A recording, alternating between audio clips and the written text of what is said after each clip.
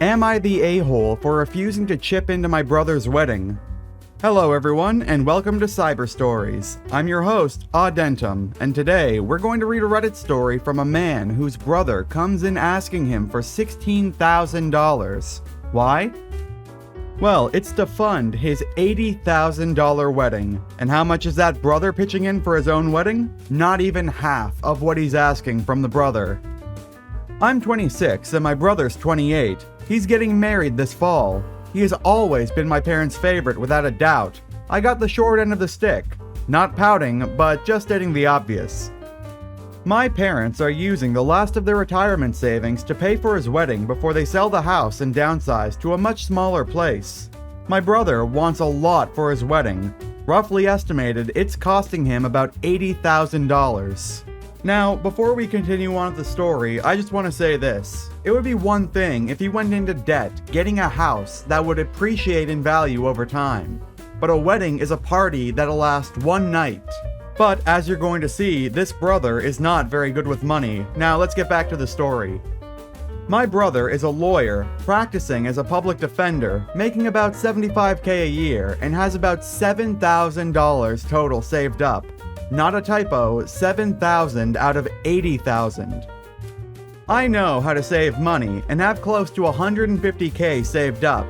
My family is all chipping in as much as they can, and it's all adding up to about $24,000. The bride side of the family said they're chipping in half the total cost of the wedding, so $40,000. So they have $64,000 combined and are trying to find the remaining $1,600 when they turned to me.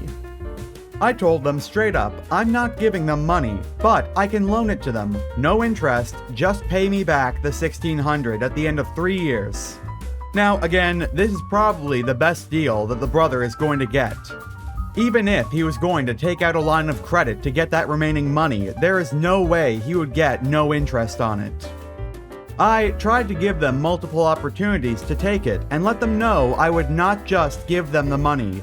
My brother is considering uninviting me from the wedding, and my parents have been blowing up my phone with messages and calls. Now, it's at this moment, in my opinion, that he should just wipe his hands clean with the whole situation. I don't care if the brother pulled OP out of a river when he was 8 years old saving his life, he does not owe him $16,000.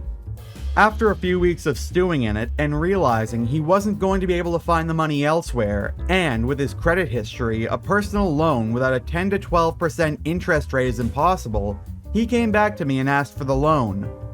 We hugged it out and talked about it, and about 3 hours later, I printed up a little contract that says I would either be paid back in full at the end of 3 years from this date, or that I could take money in yearly or monthly installments, however he wants it to be paid.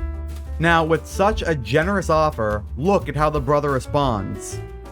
When I busted out the contract, he got upset, saying I don't have faith in him. I don't. He's defaulted on 2 car loans and his credit score history is around 470 last time I checked. He has $300,000 worth of student loan debt from undergrad and law school, and I know he's not smart with his money, so I wanted it in writing. That apparently was the final straw. I am officially uninvited and have been asked not to contact him or my parents ever again. The truth is, I'll say I'm sorry and admit when I'm wrong, but am I wrong asking for a contract for $16,000? That's a lot of money. I'm not saying I'm going to sue him the day the loan window expires for the amount, but I want some sort of receipt saying that he owes the money back for this.